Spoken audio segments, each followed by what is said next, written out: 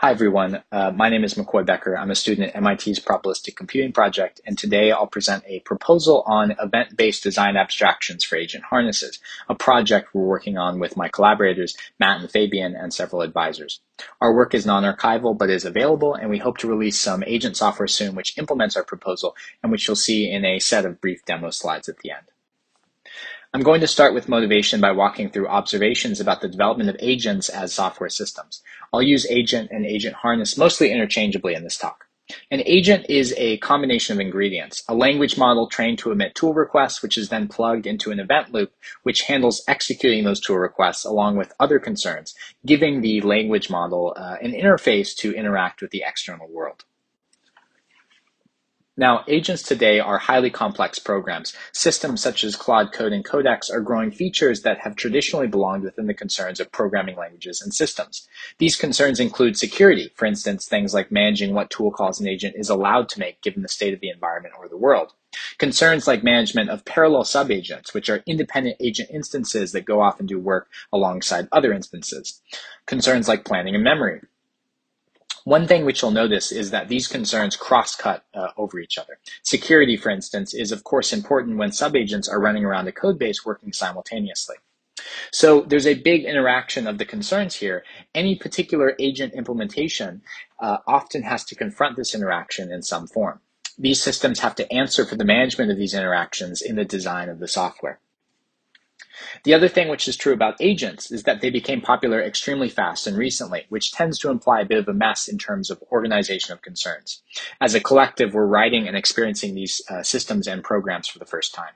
If you analyze the architectures of recent agents, you may notice that they may be complicated in terms of code organization. The source code of a version of Claude Code was leaked in March of this year. You can download a version of it and analyze the architecture. One thing you'll find if you do some lightweight dependency analysis of the code base is that that version of the system takes an approach to cross-cutting interactions of concerns, which amounts to sort of just letting the system reach all over itself. Now, the Claude Code team has been proud of dogfooding the system by allowing Claude Code to mostly write itself, which is extremely impressive, but also makes it tough to understand at what level this organization of concerns is caused by developing model capabilities, which are still improving, or just the novelty of this type of program. One thing which is clear is that this type of organization is difficult for humans to understand. I want to quickly show a few meta observations about the development of Claude Code, just taking Claude Code as a instance of popular agent systems. Here's a plot giving a rough indication of the feature velocity of Claude Code. You can see how quickly this system has been stood up. It entered into the public consciousness about April to May of last year, and since then the team has been hard at work extending and improving on the system. This is very impressive growth. The red line here is the 3-month average of the number of features parsed out of the official changelog from Anthropic. Now, one thing you can see is that it's kind of growing like a traditional monolithic software system where the concerns of users are driving the feature expansion of the system and features keep being added over time. But one thing which is significantly different from what we might call pre-agentic software, good old deterministic software, is that agent systems and agents are probability distributions. The usage of a language model to drive decision-making turns the entire piece of software into a probabilistic program. This fundamental aspect of these systems means that no two users are going to have the same experience using the system, even if they are using it for the exact same tasks. Now, we already have difficulty. We already have difficult software development problems when our concern is making the red line go up for deterministic software. Agents are not deterministic. They are complex probability distributions whose behavior we mostly don't understand at this point in time. And now they're being exposed to things like sensitive data, being tasked with new kinds of computational problems of complexity that existing software just hasn't really attempted to handle or solve. This is uncharted territory, but the approach to development and the architecture of these systems has kind of been to adopt pre-existing norms of development. With that in mind, I want to focus on two aspects of these systems. The first aspect is observability. A big concern with agents is observability. These systems are now writing and shipping code into production. I mentioned sensitive data on a previous slide. Many people are learning the hard way that allowing autonomous systems to act without supervision is a double-edged sword. The question here is, if a particular agent session creates a bug, how do you track down the cause of such a thing? For instance, developing a root cause analysis for why the agent introduced the bug or made the mistake. This is of high concern to everyone, both users of agents as well as the labs who are making agentic language models via training. There has to be some sort of approach to understanding why these things occur. An obvious observation drawn from this concern is that new features into agent systems may be in conflict with understanding the properties of the agent probability distribution and may even impede reasoning about why agents cause issues. Each PR to the logic of an agent harness might change the distribution in some way. How do we know that the changes are good or are in the right direction to prevent the mistakes on the previous slide from happening as the agent system is developed? Well, traditional software has rich testing methodologies such as unit and property-based testing, as well as formal methods and verification. It's not clear that agentic systems have a coherent and cheap solution to the same problem. One technique might be to run the agent many, many times and see statistically, on average, if the behavior avoids mistakes. But as serving frontier models gets more expensive and difficult to do, the only companies that can afford to test their agents in this way are the labs themselves, which is unsatisfying for users of agent software who likely want control over their harnesses. Now, the second concern, which relates intimately to observability, is the notion of extensibility of software. Let's again return to this plot for a moment. These contributions shown in this plot are going into the logic of Claude code as a harness itself. So each of these bars represents new or modified code inside the harness. Each new feature may potentially impact the behavior of the agent probability distribution induced by the harness and the agentic language model. The traditional test set, the traditional notion of a test set, just does not cover these changes to behavior. Now, it's not clear if this is being factored into the development of systems like Claude Code, but on the surface, this means that if we took investigating the effect of changes to agents seriously, each new feature is actually very expensive, much more expensive than traditional deterministic software. And the cost compounds as the harness grows to account for more concerns, because now we're trying to cover the behavior of a very complex probability distribution across an ever-growing surface of settings. The bottom line here, the big problem with agent software, is that we cannot treat agents and agent harnesses like normal software, because they are not. They're probabilistic software. And worse, the impulse, the development impulse to make agent harnesses more general purpose, cover more functionality, and do more things is at odds both in cost and in understanding of the agent probability distribution induced by the harness logic and the underlying language model. That brings us to our design proposal, which is an attempt at reducing the concerns of the harness to a small core based on some functional design principles. And in addition, a call to move the concerns of extensibility into user space, not into the logic of the harness itself. Now, as agent designers, we desire a design that addresses these concerns in some sort of nice compositional way. In this talk, we propose a design for agent harnesses oriented around the abstraction of an append-only store of information, something that we keep track of and store as we use the agent. We refer to this data abstraction as an event log, following the event sourcing and reactive programming literature. The word durable here on this slide just means that we persist this event log for our session somewhere, in the same way that transcripts are persisted in typical agents today. This data structure, this event log, contains all the meaningful semantic events that occur in the operation of the harness. This event log is a strict generalization of the notion of a transcript, so it's not far from the sorts of data abstractions that we're already used to seeing in agent harnesses. Our proposal is to try and remove any semantically meaningful hidden state from inside the running logic of the harness and place it on the event log in a form which I'll show in a bit.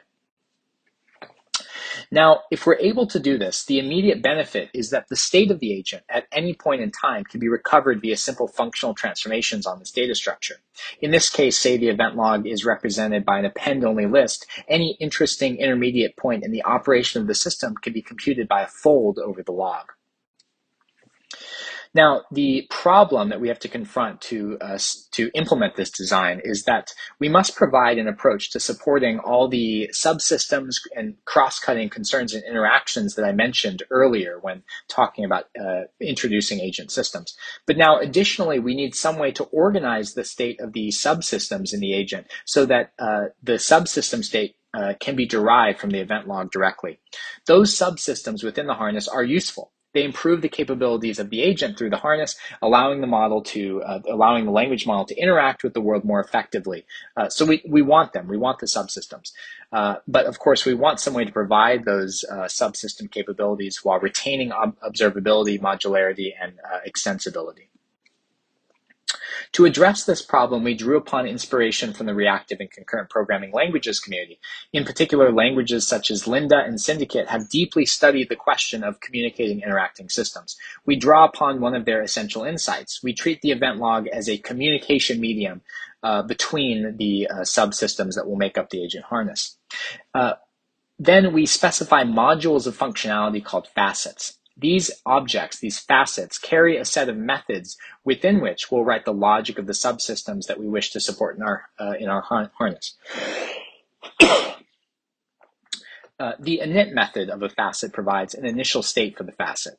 The step method is used when the facet needs to fold over the event log to construct an up-to-date local state representation. The last two methods, emits and propose, are interfaces that provide the means by which facets can interact with the event log and communicate with each other. Propose allows a facet to offer an event to the log, and emits allows a facet to judge the acceptance of an event onto the log. These two methods are the basis for communication between the facets over the log. So what might a facet look like? Here's a locks facet, for instance, right? Perhaps our concern is that we want the harness to manage resources, such as files, and we want agents to request resources. We need some management system to deal with this. Here, the local state is a map from file resource identifiers to agent identifiers. The logic of the admits method for this facet is pretty intuitive. If an agent tries to claim a resource, a file, while another agent holds it, that event is rejected by this facet. Rejection by a facet means that, by any facet, means that the event is not admitted to the log. The propose method here is also interesting. Here, the locks facet publishes its set of held resources. This allows agents to view this event when they need to determine if a resource is free, to decide if they want to request it or not. How exactly then does the harness run if you have these facets? Well, the core of the harness, like all agent harnesses, is a sort of event loop. Here, external input comes into the loop and is pushed onto a queue, which holds all proposed events. The loop is then relatively simple. All facets are queried to see if the proposed event at the top of the queue is popped off. Then all facets are queried to see if any of the facets rejects the event. If no facet rejects the event, then the event log is extended with the event. The proposed event is committed to the log. And facets whose internal state changes in reaction to that event get to propose new events in reaction. Those event proposals go back on the queue, and the process repeats until there are no events on the queue. So our high-level solution here is that these various subsystems, these facets, will communicate using the event log. Now, despite this sort of new language, the process of communication is still analogous to the import couplings we saw earlier when we studied Claude Code. But now one benefit of this approach is that the semantic effect of communication, of this organization, can be isolated into a formal object, a sort of protocol between the interacting facets. This protocol consists of a set of events that the facets agree to exchange and the logic within the facets themselves that deal with things like how the facets react to the events. And what events they propose and respond to events that they're watching for. Now, one point here is that though the agent is probabilistic, it doesn't really matter. right? The policy is to reject anything that any facet rejects, which means that the agent is safe under the facet protocol definition of safety across the distribution. So as long as one reasons carefully about the communication protocols between facets, those protocols can carry safety invariance. And no matter what the underlying agent proposes, the underlying agentic LM proposes in terms of tool calls or events itself, the overall operation of the harness retains these safety invariants. Now, just to end the talk, I'm going to transition to a few slides which show some visuals from a new agent system we're working on. This system is called a tiny agent. The implementation of this system was not described fully in our submission, but we took our proposal for this event log style of programming agent harnesses, and we blended a few other nice PL ideas to make a harness.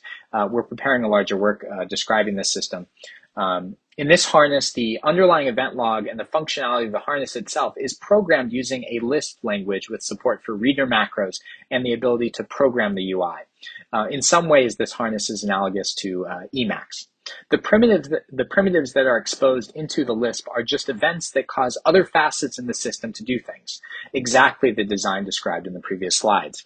The Lisp can cause effectful computation by pushing events onto the log, and facets that actually implement that effectful computation react to those events.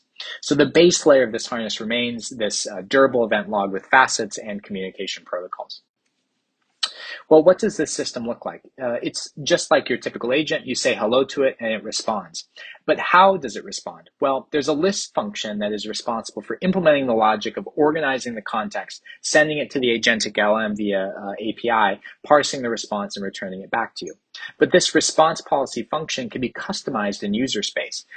This notion of using a Lisp to implement the harness logic that is exposed within the harness is our approach to the problem of extensibility. Now, this policy function can be inspected and modified from within the harness itself. And you can change how the agent responds by overriding the Lisp environment with new logic. Modifying the Lisp environment to change the agent means you can do all sorts of fun things. On this slide, it's a bit of a toy example. For instance, because prompt construction is just a Lisp function, we can modify it in the session. Remember, we're not leaving the terminal user interface for any of this. It's all modified in real time while you're using the system. Of course, if you want, you can save your Lisp code and load it as part of the bootstrapping of the agent. You can version control the code, etc. Here in this fun example, we edit a part of the response policy function to append, please respond to me like a pirate to all prompts. Our design here allows you to grow into the harness without leaving the harness. Let me say that there are harnesses that have approached the question of extensibility from a similar perspective. A system called PyMono is a really nice system that really pioneered these sorts of ideas in the space of agent harnesses. Of course, the notion of a system which is programmable from within is not new. It has a long history in the programming languages community. In our case, our system approaches the question of extensibility by presenting it as a capability, essentially a veneer around the Lisp interpreter that users get to interact with and customize while they're using the system. In conclusion, this was a talk about design proposal for event-based design abstractions for agent harnesses, a preprint of this work, and some work that didn't make it into our experience report is in progress. If you found anything interesting, I'd be happy to answer any questions. Please reach out. My email is on this slide. Thank you.